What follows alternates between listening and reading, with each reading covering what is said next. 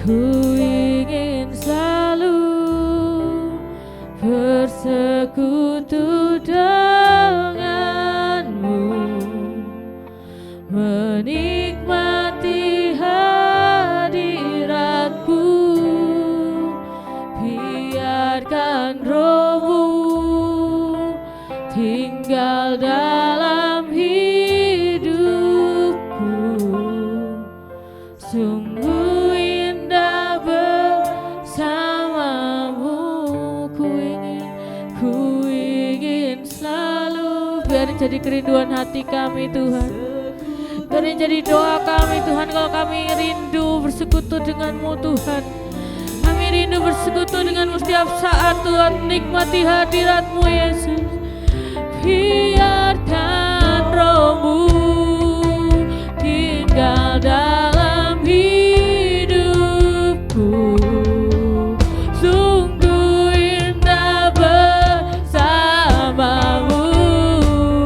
ku ingin selalu bersekutu denganmu, menikmati hadiratmu, biarkan rohmu tinggal dalam hidupku. Sungguh indah bersamamu.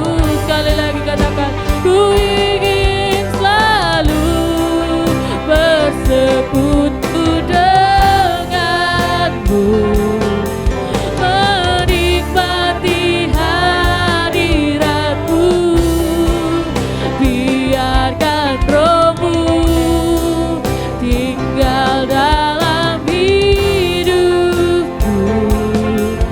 Sungguh indah bersamamu, sungguh indah, sungguh indah bersamamu, sungguh indah, sungguh indah bersamamu selamanya. Oh Yesus, kami bersekutu denganmu. Oh haleluya, kami rindu Tuhan. Haleluya, Yesus, jamati kami Tuhan. Oh Jesus, we worship you, we love you Lord. Kami mengasihimu Yesus. Oh haleluya, haleluya Yesus. Oh Jesus, haleluya.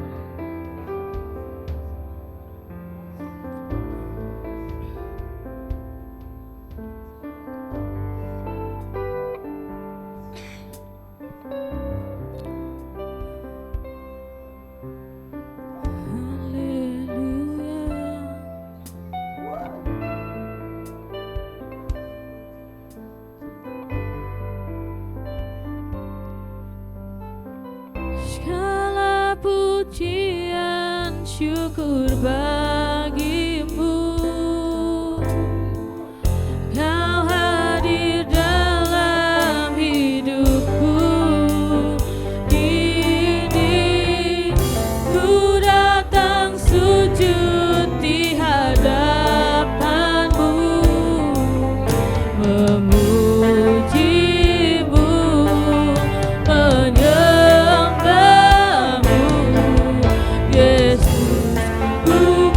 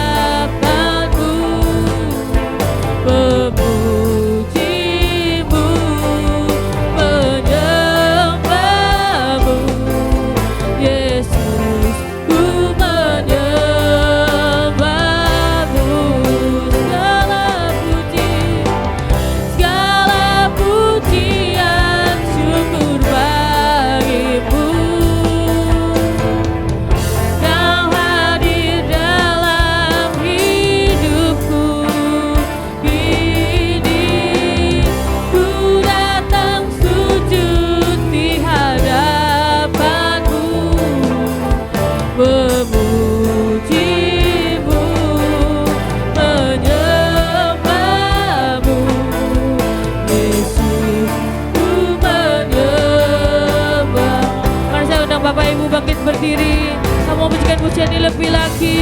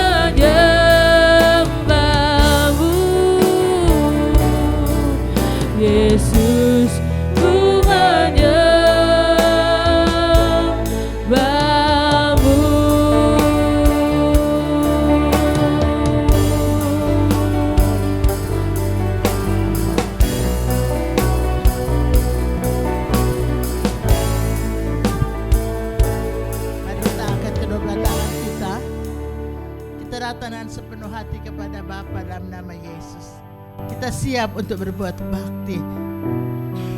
Bapa, dalam nama Tuhan Yesus, ini kami umat-Mu. Kami siap untuk datang berbuat bakti kepada Tuhan. Kami melayani Engkau di rumah Tuhan dengan persembahan-persembahan rohani kami. Tuhan, ampuni setiap kekurangan, salah dan dosa kami. Biarlah kami berlayak di hadapan hadirat-Mu yang suci untuk mempersembahkan korban rohani kami. Tuhan, urapi kami semua dan Roh Kudus. Pakai hamba-hamba-Mu yang memimpin pujian musik untuk membawa kami semua menikmati hadirat Tuhan. Kami berdoa juga Tuhan, pakai hamba-Mu yang akan memberitakan firman Allah. Biar firman-Mu dapat memberikan tuntunan, arahan, kekuatan dan hikmat baru untuk kami semua mengiring dan melayani Tuhan. Hamba buka, tabiskan kebaktian ini dalam nama Bapa, Putra dan Roh Kudus, yaitu dalam nama Tuhan Yesus Kristus. Haleluya. Amin. Shalom, selamat pagi, selamat berbakti dalam nama Tuhan Yesus. Kita tetap bangkit berdiri dan menyanyi dan sukacita bersama. Di Tuhan ada sukacita tempat ini, amin. Yang bersukacita semua katakan haleluya. Sebab Tuhan Maha Besar. Semua tepuk tangan. Dan sangat terpuji, Dia lebih dahsyat dari segala Allah. Sebab Tuhan Maha Besar dan sangat terpuji, kuasa-Nya dahsyat menghancurkan musuh. Ceritakanlah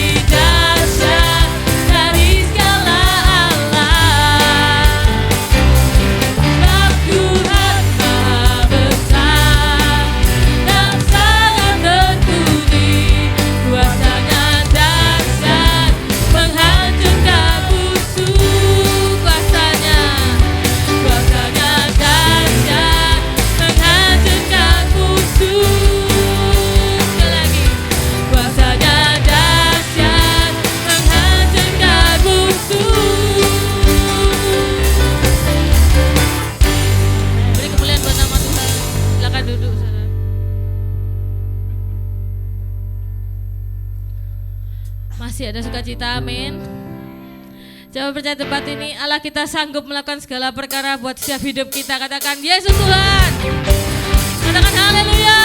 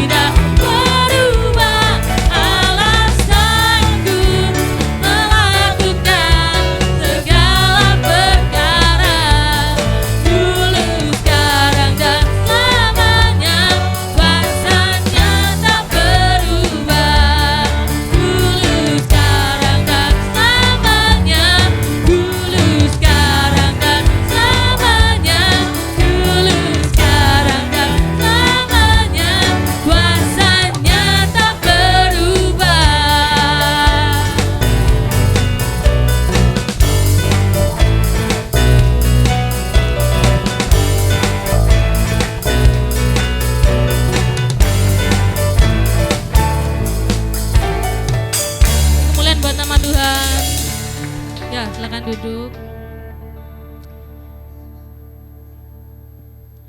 Ya, biar pagi hari ini kita mau agak sedikit ini ya saudara, slow ya. Slow, pujian yang slow saudara ya. Biar bumi akan bergoncang, walaupun bumi bergoncang tapi kasih Tuhan tetap setia buat setiap kita, amin. Biar bumi akan berlalu Tuhan, namun kasih-Mu tetap Tuhan. Biar bumi akan berlalu, biar bulan tak bercahaya lagi, biar langit akan bergoncang, matahari tak bersinar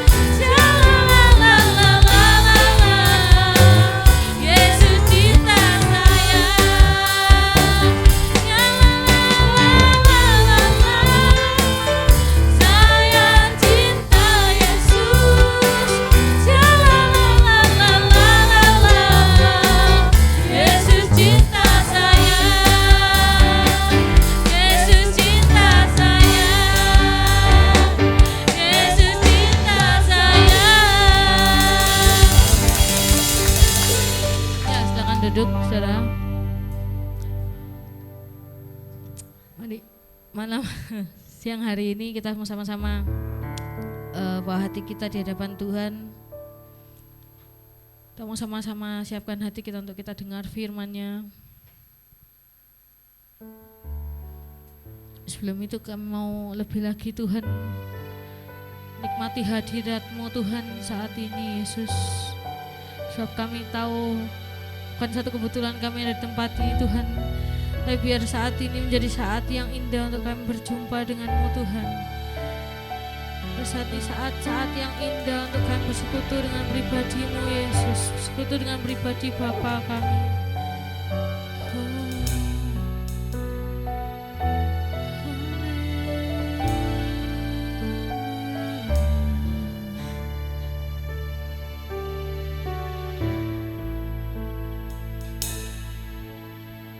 Saat ini, saat indah, ku memuji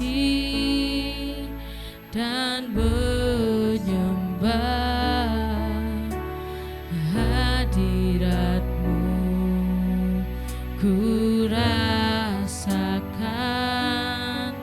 saat ku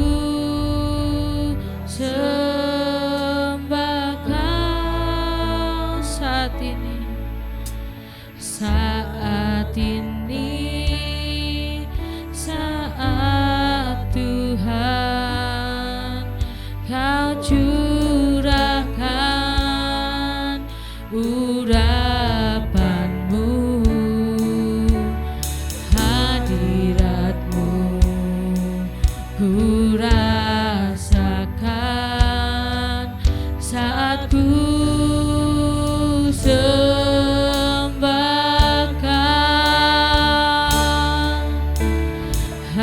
hadirat-Mu ku rasakan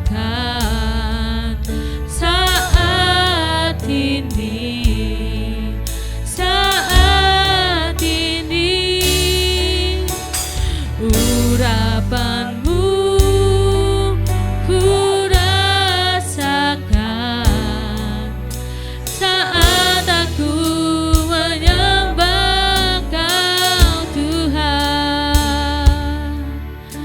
dari awal katakan saat ini, saat indah, saat ini, saat indah, ku memuji dan menyembah hadirat-Mu, ku rasakan saat ku sembah Kau saat ini, saat ini,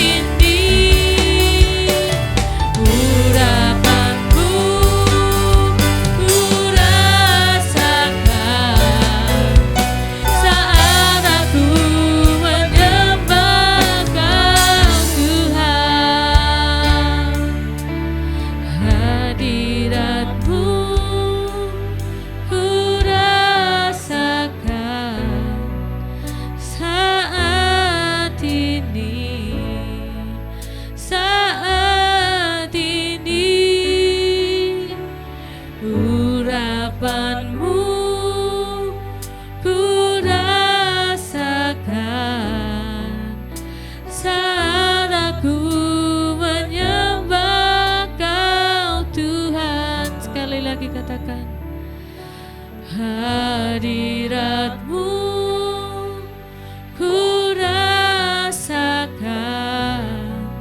saat ini curahkan urapan-Mu Yesus, urapan-Mu ku rasakan saat aku menyembah Kau Tuhan. Hadirat-Mu ku rasakan. Biar Kau yang jamah setiap kami Tuhan, satu persatu Tuhan saat ini Yesus, saat ini urapan-Mu ku rasakan saat aku menyembah Kau Tuhan. Hadirat-Mu ku rasakan saat ini, saat ini urapan-Mu ku rasakan saat aku menyembah Kau Tuhan. Hadirat-Mu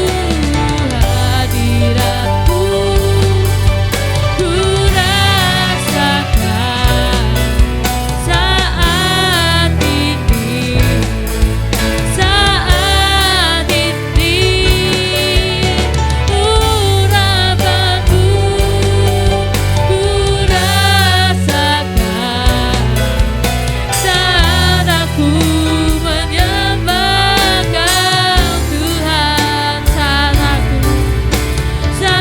aku menyembah Kau Tuhan, saat aku menyembah Kau Tuhan.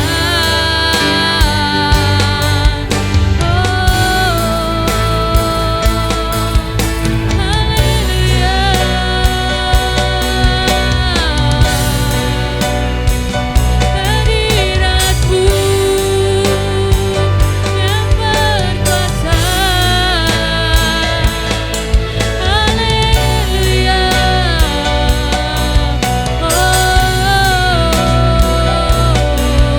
Yesus,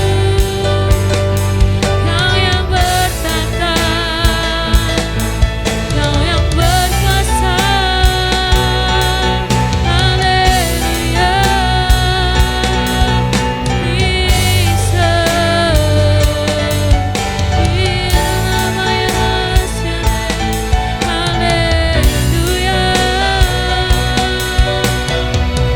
Sebab Kaulah yang layak dipuji, Kau yang layak disembah, haleluya.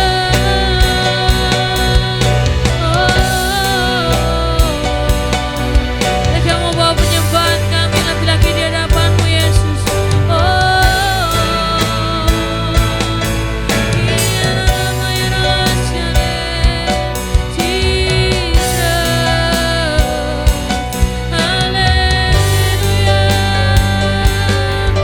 Kami tinggikan nama-Mu Yesus.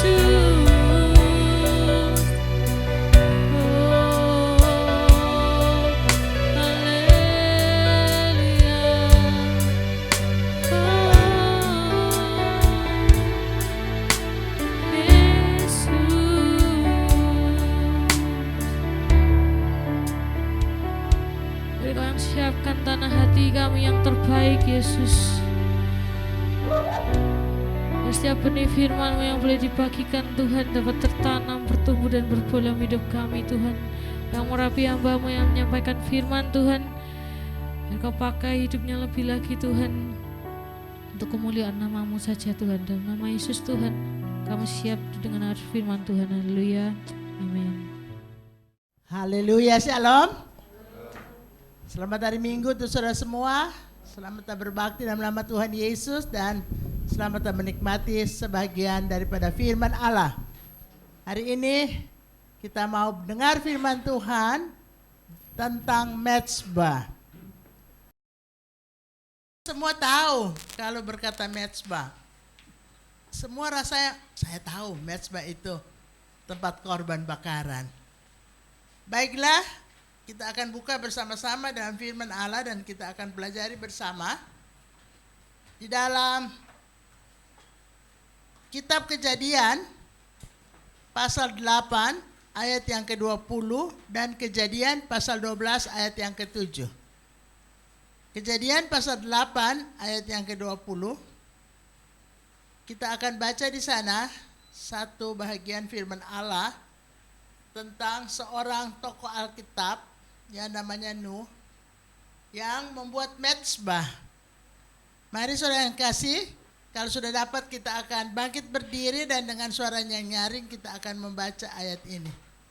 Kejadian pasal yang ke-8 ayat yang ke-20. Kita baca pada hitungan yang ketiga. Kejadian 8 ayat yang ke-20. 1, 2, 3. Lalu Nuh mendirikan mezbah bagi Tuhan dari segala binatang yang tidak haram dan dari segala jenis burung yang tidak haram. Diambilnya beberapa ekor, lalu ia mempersembahkan korban bakaran di atas mezbah itu. Kita akan pindah kepada Kejadian pasal 12. Kejadian pasal 12 ayat yang ke-7. Mari kita akan baca sama-sama. 2, 3. Ketika itu Tuhan menampakkan diri kepada Abram dan berfirman, Aku akan memberikan negeri ini kepada keturunanmu. Maka didirikannya di situ mezbah bagi Tuhan yang telah menampakkan diri kepadanya. Terima kasih, silakan duduk. Saudara kekasih, kita melihat di sini tokoh-tokoh Alkitab yang saudara sebangsa kita berkata Nabi Nuh dan Nabi Abraham. Kita melihat pada zaman yang lalu ini ada mezbah yang didirikan. Dan kita akan belajar di sini tentang mezbah. Saudara yang kekasih, pada Kejadian pasal 8 ayat yang ke-20, ini kejadian setelah banjir bandang, atau lebih parah lagi dari banjir bandang adalah air bah. Air bah yang melanda bumi pada waktu itu. Air bah sudah menyapu bersih, ludes semua yang ada di bumi, kecuali siapa yang selamat? Nuh dan keluarganya. Nuh, istrinya, tidak 3 anak laki-laki dan 3 anak mantunya. Binatang-binatang semua selamat yang ada di Bahtera. Nabi Nuh dengan keluarga dan binatang-binatang yang pelihara dalam Bahtera itu selamat. Dan setelah begitu lama air bah itu melanda, kita baca saja beberapa ayat. Pada Kejadian pasal yang ke-8 dikatakan dengan topik air bah surut. Saudara yang kekasih, tapi ini memakan waktu yang lama. Kejadian pasal 7 dikatakan pada ayat 12. Coba saudara lihat. Kejadian 7 ayat 12 dikatakan, dan turunlah hujan lebat meliputi bumi 40 hari 40 malam lamanya. Saudara yang kekasih, ada hujan lebat. Bukan waktu singkat. Kita kalau hujan lebat aja, ya, dari pagi sampai malam hujan udah banjir, ya. Sudah mulai air naik, ya, sungai-sungai mulai penuh dan meluap. Banjir terjadi di perumahan-perumahan, bahkan di jalan-jalan raya. Belum begitu lama pada hari Jumat 10 hari yang lalu, kota Manado dilanda banjir. Tapi tidak separah tahun 2014, 14 Januari 2014 itu memang sampai 3-4 meter, sampai ada rumah yang jadi perahu. Kemarin banjir juga, karena hujan lebat dan lama. Tapi selama-lamanya tidak 40 hari. Ya, pagi, malam, esok pagi hujan sudah banjir. Ini 40 hari, 40 malam, hujan lebat melanda bumi pada waktu itu. Air naik di mana-mana. Saudara yang kekasih dalam Tuhan, dan dikatakan firman Allah pada ayat yang ke-13, pasal yang ke-7 kitab Kejadian. Pada hari itu juga masuklah Nuh serta Sem, Ham dan Yafet, anak-anak Nuh dan istri Nuh, dan ketiga istri anak-anaknya. Bersama-sama dengan dia, mereka masuk ke dalam bahtera itu. Ayat 14, mereka itu dan segala jenis binatang liar dan segala jenis ternak. Binatang liar dan ada binatang peliharaan, ternak. Dan segala jenis binatang melata, ada binatang melata. Ya, sejenis ular. Ya, ada juga dikatakan segala jenis burung. Ya, semua jenis binatang. Ya. Juga segala jenis yang berbulu, bersayap dan segala yang hidup dan bernyawa datanglah sepasang mendapatkan Nuh ke dalam bahtera itu. Saudara kekasih, jadi untuk memelihara keturunan spesies-spesies binatang itu selanjutnya sesudah air bah, mereka semua masuk ke dalam bahtera. Hebat ya, Tuhan bisa perintahkan binatang masuk ke dalam bahtera. Dan binatang itu dengar. Ajaib di situ. Tuhan perintahkan umat Tuhan, percayalah kepada Tuhan Yesus Kristus, engkau dan seisi rumahmu akan selamat. Umat manusia sebagian dengar, sebagian enggak dengar. Dengar tapi tidak melakukannya. Binatang ini dengar dan melakukannya. Sepasang demi sepasang mereka masuk ke dalam bahtera. Lalu hujan lebat 40 hari 40 malam. Dan dikatakan firman Allah, ayat yang ke-17, setelah Tuhan menutup pintu bahtera, saudara, ayat 17 dikatakan 40 hari lamanya air bah itu meliputi bumi. Air itu naik dan mengangkat bahtera itu sehingga melampung tinggi dari bumi. Saudara kekasih, air sangat banyak. Bahtera yang tadinya berpijak pada bumi sudah terapung, melampung tinggi dari bumi. Tinggi, jadi tinggi air bah itu.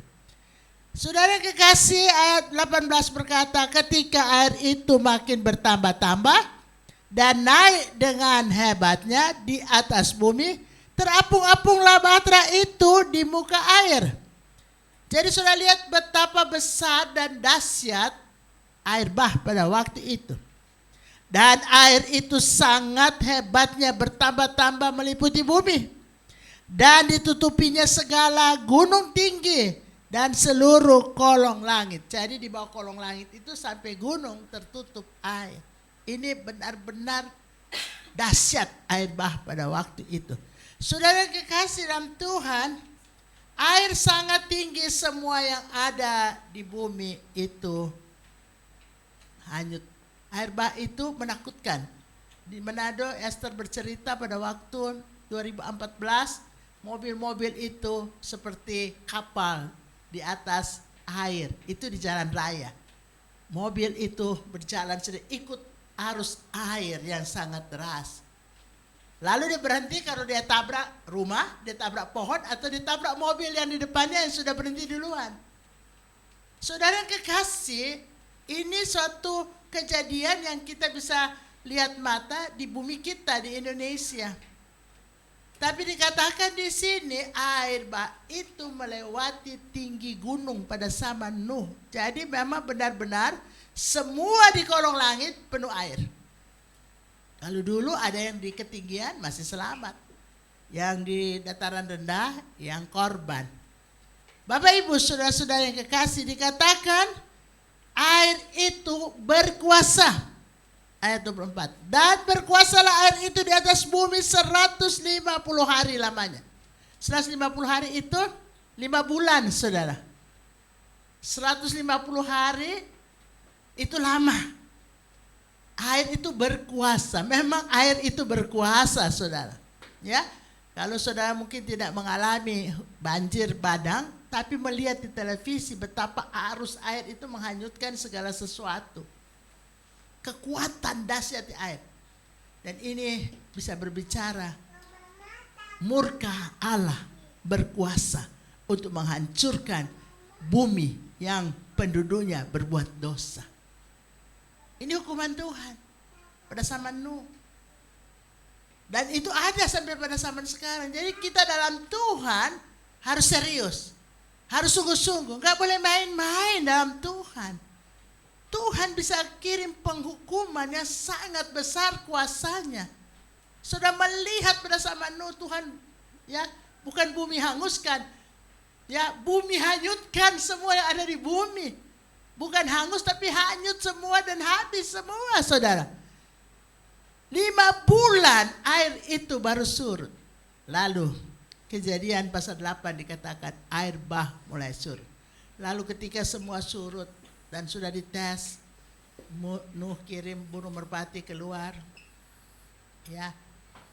Kemudian yang terakhir dia bawa kembali pucuk, jadi sudah bumi kering, mulai ada tunas dari pepohonan. Dan apa yang Nuh buat pada Kejadian pasal 8 ayat 20 kita yang sudah baca tadi, dikatakan lalu Nuh mendirikan mezbah bagi Tuhan dari segala binatang yang tidak haram dan dari segala binatang yang tidak haram dan dari segala binatang yang tidak haram. Diambilnya beberapa ekor, lalu ia mempersembahkan korban bakaran di atas mezbah itu. Saudara kekasih, beberapa binatang, bukan cuma 1 ekor. Nuh mempersembahkan korban di atas mezbah sesudah air bah surut, sesudah penghukuman selesai. Nuh rasa bersyukur kepada Tuhan, dia selamat karena dia masuk dalam bahtera, sekeluarga selamat. Apakah tidak ada syukur? Ya, saya pernah dengar kesaksian, sekarang pemuda itu sudah sekitar 30 tahun dari Aceh. Waktu air tsunami Aceh, dia masih kecil dan dia dan kakaknya mereka lari dan sudah capek lari, mereka masuk di satu ruko. Mereka sendiri punya toko. Waktu itu dia sekitar 8 tahun. Tahun berapa itu tsunami Aceh? 2004.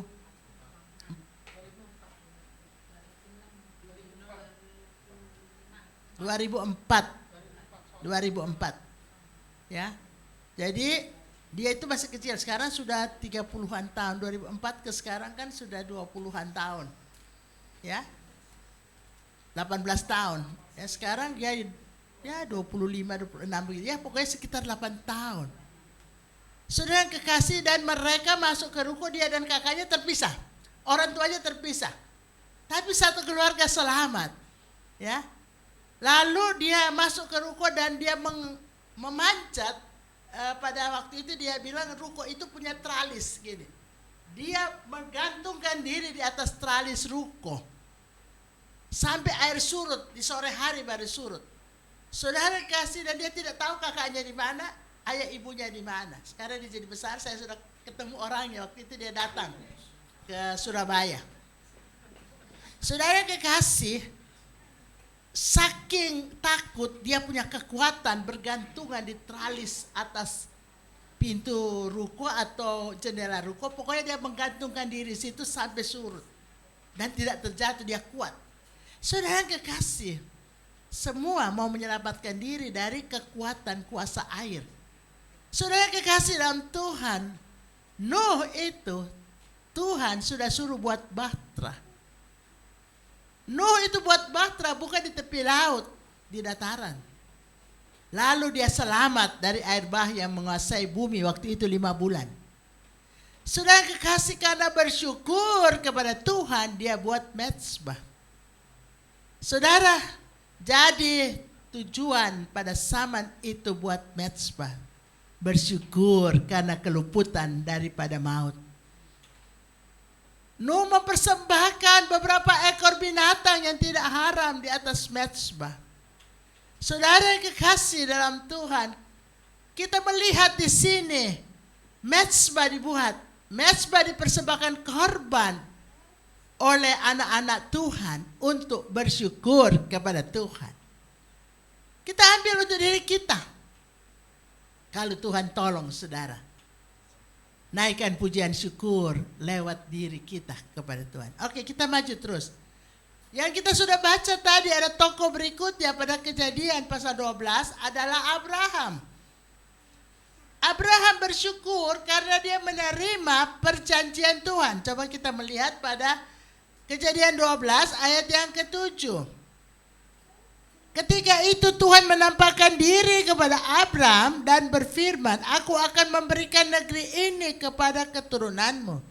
Maka didirikannya di situ mezbah bagi Tuhan yang telah menampakkan diri kepadanya. Saudara, Abraham belum dapat negeri perjanjian, negeri Kanaan, belum. Tapi Tuhan berjanji, "Aku beri negeri ini kepada keturunanmu." Abraham percaya janji Tuhan, ya dan amin.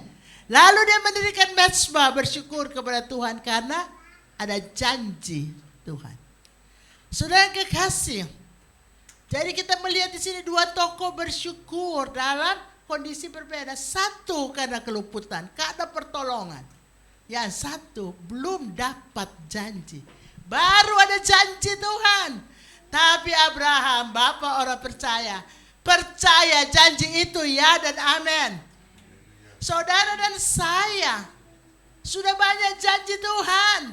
Percaya janji itu ya dan amin bagi kita yang mentaati firman Allah. Dan mari mempersembahkan syukur dari mezbah kehidupan kita. Kondisi yang berbeda Nuh dan Abraham. Dua-dua mengucap syukur dengan membuat mezbah dan mempersembahkan korban bakaran. Oke, jadi pertama mezbah untuk mempersembahkan syukur. Yang kedua, kita melihat yang kedua. Kejadian pasal yang ke-12 ayat yang ke-8. Demikian firman Allah. Kemudian Abraham pindah dari situ, ya, dari tempat yang menerima janji Tuhan. Kemudian Abraham pindah dari situ ke pegunungan di sebelah timur Betel. Ia memasang kemahnya dengan Betel di sebelah barat dan Ai, ini nama kota Betel dan Ai. Di sebelah timur ada Betel, di sebelah barat Ai sebelah timur. Abraham di antara Betel dan kota Ai. Bukan Ai saja. Kalau Ai itu noni manis. Ya, kita melihat di sini Abraham dia beralih lagi ke bagian negeri yang lain antara Betel dan Ai. Lalu ia mendirikan di situ mezbah bagi Tuhan dan memanggil nama Tuhan. Sesudah itu Abraham berangkat dan makin jauh ia berjalan ke tanah Negeb. Apa yang kita ambil? Tujuan mendirikan mezbah yang kedua. Abraham tiba di satu negeri yang baru. Ya, dikatakan Abraham itu pindah dari situ, dari tempat yang pertama. Ya, Abraham itu tinggal di antara Betel dan Ai. Lalu dia mendirikan mezbah. Apa yang kita bisa ambil di sini? Saudara kekasih, kita memulai sesuatu yang baru harus mempersembahkan syukur dan memohon tuntunan Tuhan menuntun kita di tempat yang baru atau di pekerjaan yang baru, ya, atau dalam rumah tangga yang baru, sesuatu yang baru yang akan kita hadapi. Kita perlu minta tuntunan Tuhan, penyertaan Tuhan, berkat Tuhan di sesuatu yang baru yang akan kita jalankan. Saudara yang kekasih, jadi kita bukan dengan kekuatan sendiri, tapi melibatkan Tuhan untuk apa yang kita akan kerjakan dan hidupi di hari-hari ke depan kita. Sesuatu yang baru, kita ambil pekerjaan baru, kita atau tambahkan pekerjaan, kita harus mempersembahkan mezbah, memohon tuntunan Tuhan. Dan Alkitab katakan di situ Abraham memanggil nama Tuhan. Jadi Tuhan adalah sebuah nama daripada Allah Yehova, ya, daripada Allah Elohim. Namanya Tuhan. Sekarang kita kenal dengan namanya Tuhan Yesus Kristus. Anak yang akan dilahirkan itu hendaklah kamu namai dia Yesus. Dan semua orang Israel harus tahu bahwa Allah sudah menjadikan Yesus itu menjadi Tuhan dan Kristus. Jadi Tuhan Yesus Kristus. Saudara yang kekasih, memohon tuntunan Tuhan, penyertaan Tuhan, ya, arahan Tuhan, berkat Tuhan untuk apa yang akan kita hidupi ke depan harus dalam nama Tuhan Yesus Kristus. Bapak Ibu saudara-saudara yang kekasih, ini berarti kita mengandalkan Tuhan dan melibatkan Tuhan dalam setiap aktivitas hidup kita. Dan Tuhan itu sudah diperkenalkan dengan satu nama, Tuhan Yesus Kristus. Dan nama itu nama yang berkuasa. Nama itu nama yang heran. Nama itu yang bisa memberkati saudara dan saya. Nama itu yang sudah menyelamatkan kita semua. Dan hari ini kita memperingati, mengingat pengorbanan Yesus yang besar bagi kita. Nama Tuhan Yesus Kristus sudah menyelamatkan kita. Saudara yang kekasih, jadi kita sudah melihat, yang pertama orang mendirikan mezbah untuk mengucap syukur. Yang kedua mendirikan mezbah untuk memohon penyertaan Tuhan dan berkat Tuhan dalam hidup kita. Kita akan maju terus. Ada lagi yang lain. Orang mendirikan mezbah untuk apa, saudara? Saudara yang kekasih, kita buka dalam Yosua pasal 22 ayat 26 sampai 27. Yosua 22 ayat 26 dan 27. Sebab itu kata kami, biarlah kita mendirikan mezbah itu bagi kita, bukanlah untuk korban bakaran dan bukanlah untuk korban sembelihan, tetapi supaya mezbah itu menjadi saksi antara kami dan kamu dan antara keturunan kita kemudian, bahwa kamu tetap beribadah, bahwa kami tetap beribadah kepada Tuhan di hadapannya dengan korban bakaran, korban sembelihan, dan korban keselamatan kami. Jadi tidaklah mungkin anak-anak kami di kemudian hari berkata kepada anak-anak kami, jadi tidaklah mungkin anak-anak kamu di kemudian hari berkata kepada anak-anak kami, kamu tidak mempunyai bahagian pada Tuhan. Saudara, ini soal suku bangsa Israel yang 12 suku, 2,5 suku dapat seberang Yordan dan 9,5 suku itu menyeberang Yordan. Ya, yang seberang Yordan itu ada yang namanya suku Bani Ruben, Gad, dan Manasye. Tadinya mereka ini Bani Ruben, Gad, dan Manasye dianggap tidak percaya Tuhan, dan Bani Israel yang lain, suku-suku 9,5 suku yang lain mau bunuh ini 2,5 suku ini karena gak beribadah kepada Tuhan. Tapi saudara nanti baca saja di Alkitab. Dan akhirnya mereka bilang, ya kita tetap beribadah kepada Tuhan. Ini Ruben, Gad, dan Manasye. Kita gak akan beringkar janji dengan Tuhan. Kami, anak-anak cucu kami tetap beribadah kepada Tuhan. Ya, lalu mereka, oh kalau begitu kita akur gitu. Lalu dikatakan firman Allah, ya, Bani Ruben, Gad, Manasye itu di seberang sungai Yordan mendirikan mezbah sebagai saksi antara mereka, antara 2,5 suku ini dengan keturunan Israel lainnya, dengan 9,5 suku yang lain yang nyebrang sudah nyebrang Yordan, bahwa kami tetap beribadah kepada Tuhan. Bahkan mereka berkata pada ayat yang ke-29 bahwa jauhlah daripada kami untuk memberontak terhadap Tuhan dan untuk berbalik daripada Tuhan pada hari ini dengan mendirikan mezbah untuk korban bakaran, korban sajian dan korban sembelihan, mezbah yang bukan mezbah Tuhan Allah kita yang ada di depan kemah sucinya. Artinya gini, mereka bikin mezbah itu bukan mezbah yang ada di bait suci Tuhan, tapi mezbah ini sebagai saksi dan suatu deklarasi, suatu komitmen bahwa suku Ruben, Gad dan Manasye tetap beribadah kepada Tuhan. Bahkan mereka bilang, jauhkanlah kami dari memberontak terhadap Tuhan. Jadi mereka mendirikan mezbah itu, ya, suatu tanda bahwa mereka itu tetap mau beribadah kepada Tuhan, bahkan dengan anak cucu mereka. Ayat 34 dikatakan, dan Bani Ruben dan Bani Gad menamai mezbah itu saksi, karena inilah saksi antara kita bahwa Tuhan itulah Allah. Jadi mendirikan mezbah sebagai suatu komitmen, dan mezbah itu saksi bahwa mereka sudah berkomitmen untuk tetap beribadah kepada Tuhan. Dan itu Bani 9 suku yang lain bangsa Israel melihat dan mengakui, dan mereka akur gitu. Jadi saudara yang kekasih, di dalam bahagian yang ketiga, mezbah itu sebagai suatu saksi atau suatu tanda atau suatu yang dibuat untuk memberikan suatu komitmen baru atau ya janji baru lagi atau suatu deklarasi pernyataan bahwa mereka itu dan anak cucu tetap beribadah kepada Tuhan. Artinya sampai anak cucu gak akan undur daripada Tuhan.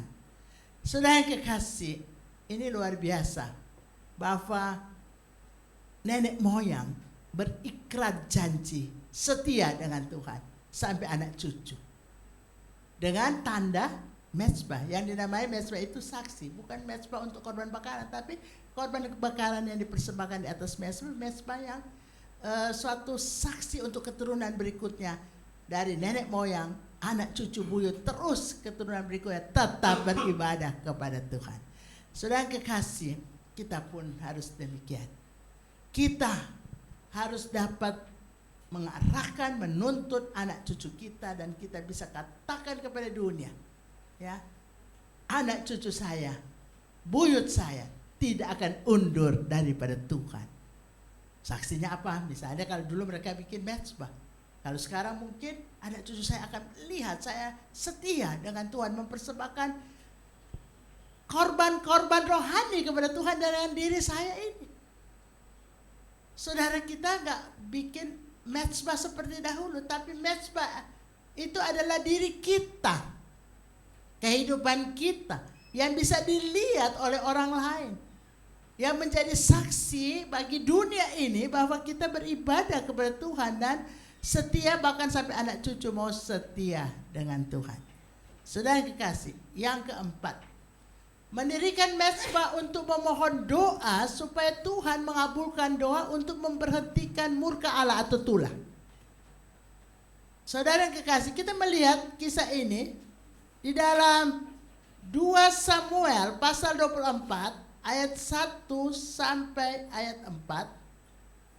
Ini suatu keadaan sebenarnya kalau kita pikir gak salah. Untuk tertib administrasi gak salah. Daud suruh menghitung, suruh Yoab kepala pasukan perangnya untuk menghitung jumlah rakyat yang bisa berperang dan mendaftarkan.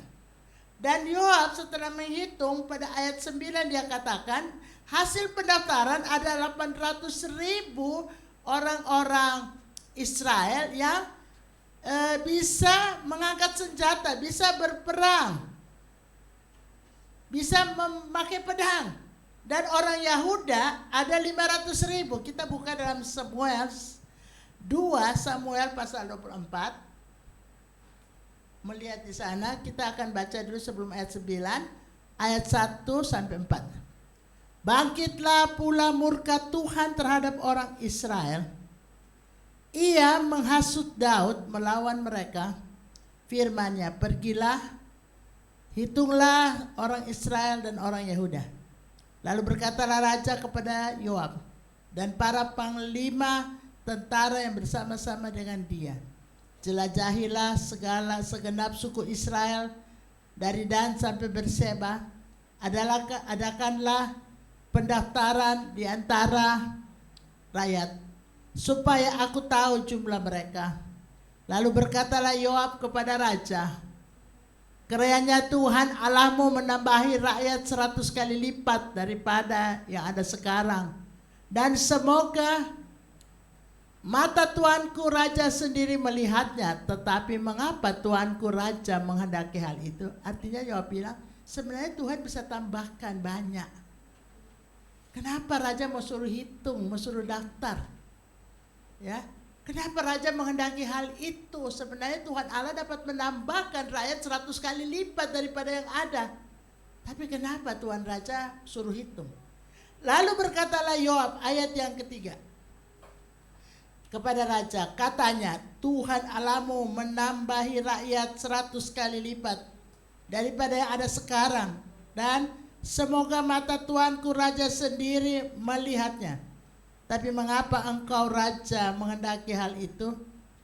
Namun titah raja itu terpaksa diikuti oleh Yoab dan oleh panglima tentara. Maka pergilah Yoab dan panglima-panglima tentara itu atas perintah raja untuk mengadakan pendaftaran di antara bangsa Israel. Mereka melakukan tugas raja.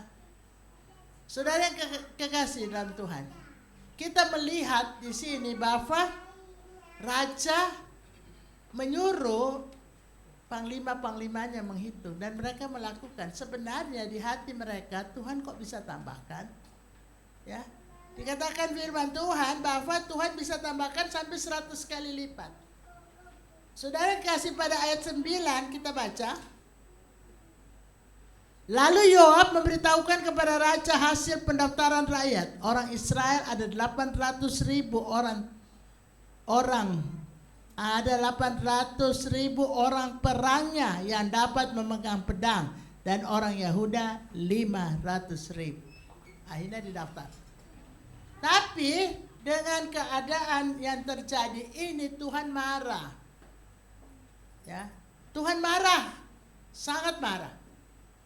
Lalu datang Nabi Gad dan dia berkata kepada Daud, Daud pilih hukuman Tuhan.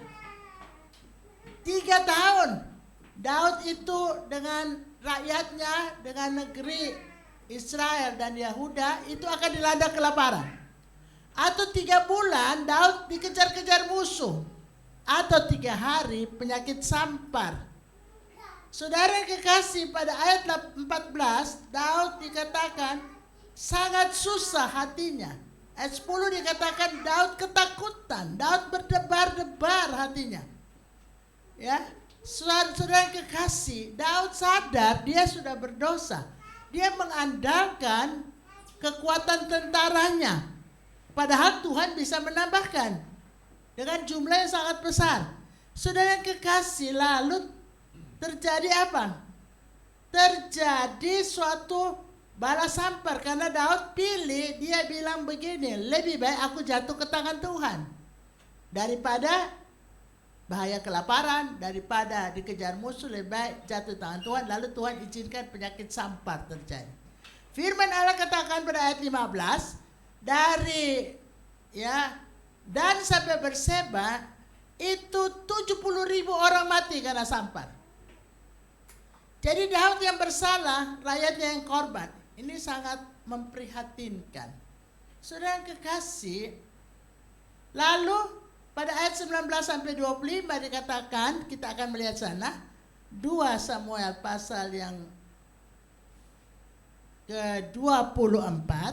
Kita melihat ayat 19 sampai ayat yang ke-25 dikatakan begini.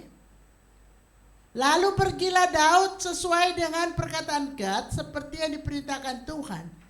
Ketika Arauna mencenguk dan melihat raja dengan pegawai-pegawainya mendapatkannya, pergilah Arauna, ini nama orang, keluar lalu sujud kepada raja dengan mukanya sampai ke tanah. Ini yang punya suatu tempat yang akan dibeli Daud untuk membuat mezbah.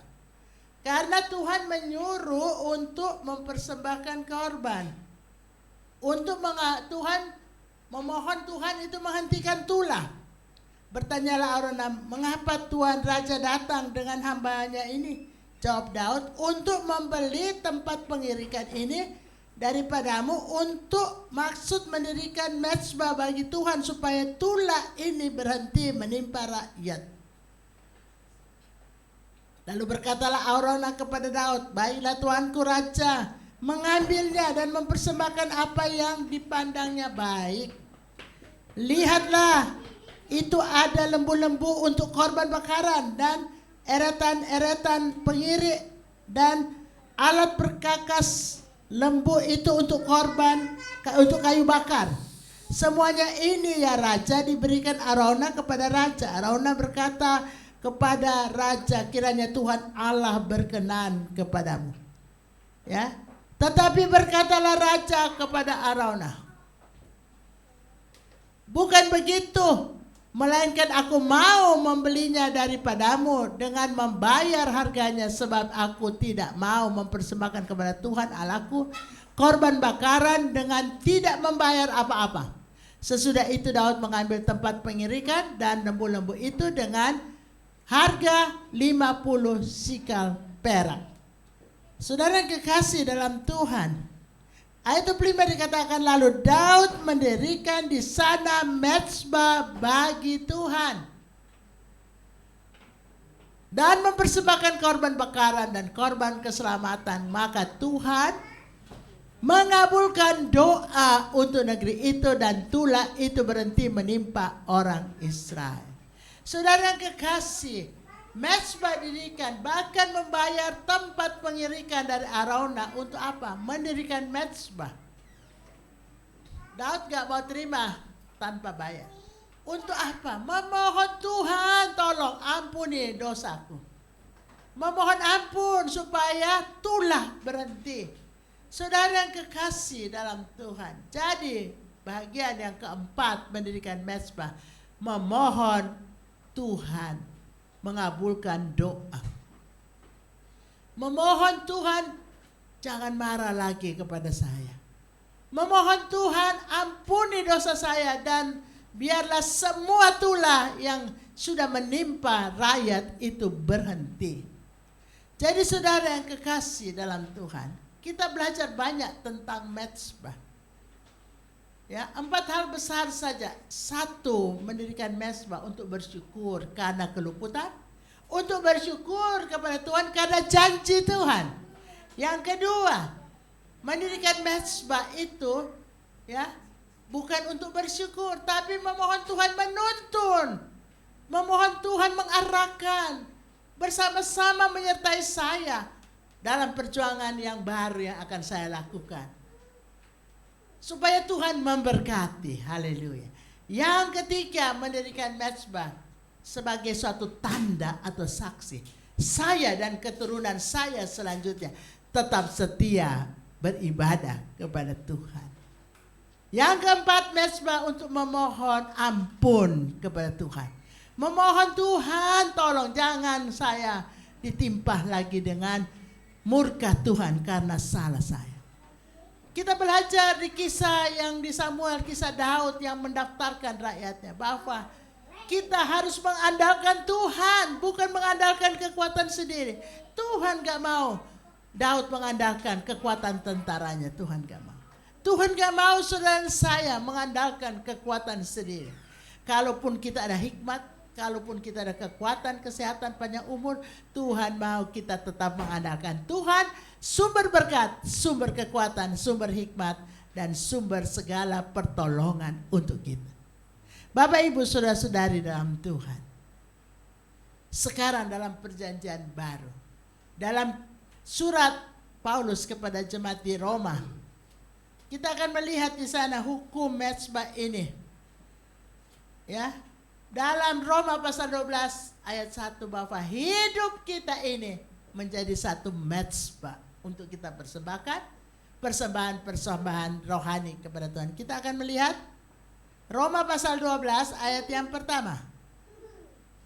Karena itu saudara-saudaraku, demi kemurahan Allah aku menasihatkan kamu. Mari sama-sama kita baca. Supaya kamu mempersembahkan tubuhmu sebagai persembahan yang hidup, yang kudus, dan yang berkenan kepada Allah. Itu adalah ibadahmu yang sejati. Saudara yang kekasih, kita pun harus mempersiapkan tubuh kita atau diri kita. Ini mezbah. Apa yang dipersembahkan kepada Tuhan? Ibadah saudara, doa saudara, doa puasa saudara, korban rohani kita. Itu yang kita persembahkan dari tubuh ini. Kita mempersembahkan puji-pujian syukur kepada Tuhan, memuliakan Tuhan, kita mengagungkan Tuhan, bersorak-sorak. Itu korban bakaran, korban syukur, korban keselamatan. Mezbah itulah diri kita. Dalam diri ini harus ada persembahan rohani kepada Tuhan. Persembahan rohani juga disertai dengan apa? Dengan persembahan material. Kalau dulu materi itu lembu sapi, kambing domba, binatang-binatang yang tidak haram. Ya, itu dipersembahkan di atas mezbah. Hati yang bersyukur, ada korban yang dipersembahkan. Kalau sekarang saudara dan saya persembahkan korban rohani, persembahkan persembahan persepuluhan dan persembahan khusus kepada Tuhan. Saudaraku yang kekasih, kita melihat suatu mezbah yang dengan persembahan korban, banyak hal kita bisa terima. Tuhan bisa berkenan atas hidup kita, menerima ucapan syukur kita. Tuhan bisa bisa senang dengan kita, memohon penyertaan Tuhan untuk hidup kita ke depan, untuk tahun yang baru yang sedang kita jalankan. Tuhan bisa melihat dan senang kita bersaksi, ini saya dengan keturunan saya tetap beribadah. Tuhan bisa mengabulkan doa sembahyang saya dan saudara.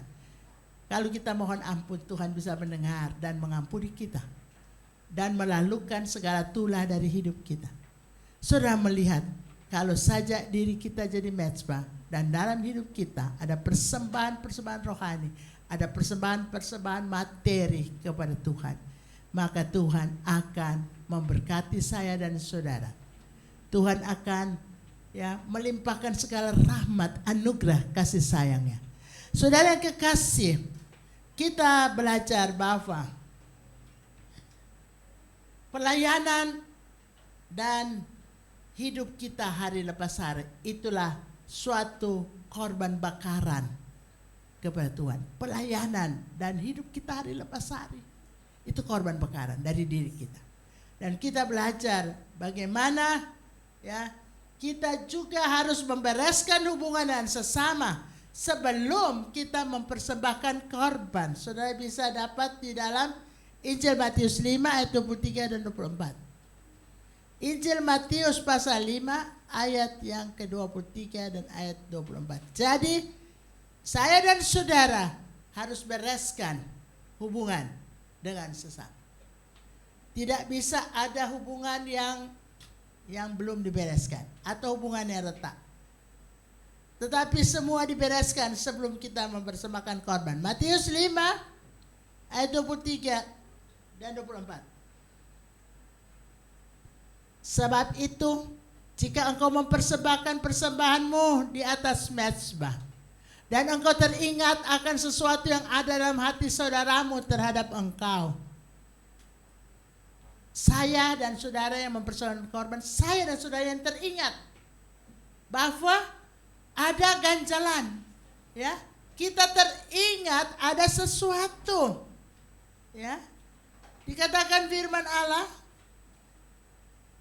tinggalkan persembahanmu itu di depan mezbah itu dan pergilah berdamai dahulu dengan saudaramu. Jadi kalau kita teringat bukan sesuatu di hati kita. Saudara kita kok nggak senang sama kita ya? Kita bereskan itu dulu. Jadi bukan saya dan saudara yang nggak suka dengan dia, nggak senang. Tapi orang itu yang nggak beres hatinya dengan kita. Tapi kita yang datang kepada dia, ini hukum kasih Kristus. Ini nggak gampang loh. Saya kok nggak apa-apa? Siapa suruh dia nggak senang sama aku? Manusia kan begitu. Tapi Alkitab katakan manusia rohani. Kita teringat ada seseorang yang belum beres hatinya akan kita. Engkau teringat akan sesuatu yang ada di hati saudaramu terhadap engkau. Tinggalkan mezbah itu. Artinya pergi berdamai dulu, baru kembali mempersembahkan korban. Haleluya.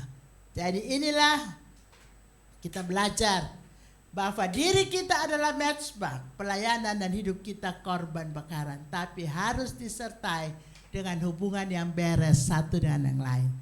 Hubungan dalam keluarga, hubungan dalam sesama harus beres dulu. Supaya semua yang kita persembahkan dari mezbah diri kita menjadi persembahan rohani, kudus, berkenan kepada Tuhan. Dan itu adalah ibadahmu yang sejati. Haleluya. Tuhan memberkati kita semua. Kita belajar tentang mezbah hari ini. Dan kita kemas diri kita menjadi mezbah yang dapat kita persembahkan pelayanan dan hidup kita hari sebasari. Hidup yang hubungannya baik dengan sesama kita. Tuhan berkati kita semua. Kita akan doakan firman Allah. Kita doakan untuk perjamuan suci akan kita ambil bersama-sama. Ku telah mati dan tinggalkan hidup yang lama. Mari kita bangkit berdiri jemaat yang dikasihi Tuhan. Bukan dengan barang yang fana.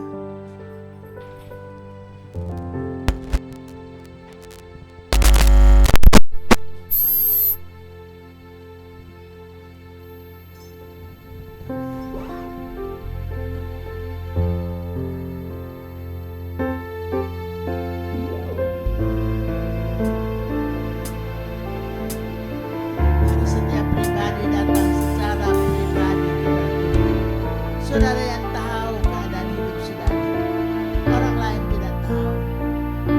Tapi mari kita datang mohon ampun kalau ada kekurangan. Selesai pulang dari kebaktian, kita akan bereskan semua hubungan kita dengan sesama. Sekarang kita datang, Tuhan ampuni saya. Layakan saya untuk bersekutu dengan tubuh dan darah Tuhan. Layakan saya mempersembahkan persembahan rohani saya kepada Tuhan.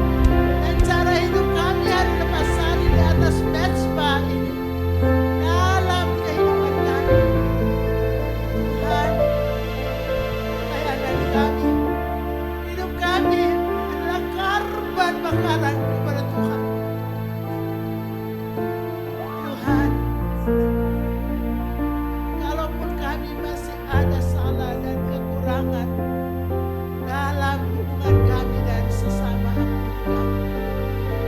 Kami akan memperbaiki dengan sesama kami, supaya kami berlayak siang ini untuk bersekutu dengan tubuh dan darah Tuhan, untuk mempersembahkan korban-korban rohani kami yang berkenan kepada Tuhan. Tuhan, ini kami. Biarlah persembahan rohani kami menyenangkan Tuhan, berkenan kepada Tuhan. Dan Tuhan akan menyertai perjalanan hidup kami ke depan, menuntun dan memberkati kami sesuai janji firman Allah. Lalukan kami daripada segala murka Tuhan, tulah Tuhan, karena kami sudah mohon ampun kepada Tuhan. Ampunilah, tuntunlah kami pada jalan yang benar. Kalaupun kami pernah mengandalkan kemampuan kepintaran kami sendiri, ampunilah kami ya Tuhan. Sudah melihat, mendengar paparan firman Allah, Tuhan tidak menginginkan Daud bersandar pada kekuatan tentaranya. Tuhan mampu melipat gandakan kemampuan Daud. Dan Daud harus pikul itu semua. Rakyatnya jadi korban. Betapa dahsyat segala tangan Tuhan kalau kami mengandalkan hidup kami sendiri. Kami mengandalkan apa yang ada di dunia ini. Ajar kami mengandalkan Tuhan dalam segala perkara. Haleluya. Haleluya, haleluya, haleluya. Lalukan segala yang tidak kami inginkan. Lalukan segala akibat-akibat buruk. Karena kami salah. Tolong kami untuk ke depan kami hidup benar di hadapan Tuhan. Saat ini kami mau bersekutu dan tubuh dan darah Tuhan. Terima kasih untuk korban Kristus yang besar. Terima kasih. Dan kami mau setia dengan Tuhan Yesus Kristus. Kami dan keturunan kami. Kami ucapkan syukur, kami sudah berdoa. Sekarang kekasih-kekasihku, terimalah setiap berkat, rahmat, anugerah kasih sayang dari Allah Bapa di sorga. Dalam kemurahan, cinta kasih, keselamatan dari Tuhan kita Yesus Kristus. Dan dengan persekutuan Roh Kudus, roh kekuatan, roh hikmat, roh damai sejahtera, roh penolong, roh yang mengurapi, terimalah berkat Tuhan. Dalam nama Tuhan Yesus Kristus, hiduplah berkemenangan, hiduplah berkelimpahan, hiduplah penuh hikmat, sehingga kita benar-benar jadi berkat, jadi garam, jadi terang dunia untuk kemuliaan Tuhan. Kami ucapkan syukur, kami sudah berdoa dalam nama Tuhan Yesus Kristus. Kami mengucap syukur dan hamba akhiri kebaktian pada hari Minggu yang indah ini. Haleluya. Amin. Selamat siang, selamat hari Minggu. Tuhan kita katakan Yesus Tuhan. Katakan haleluya.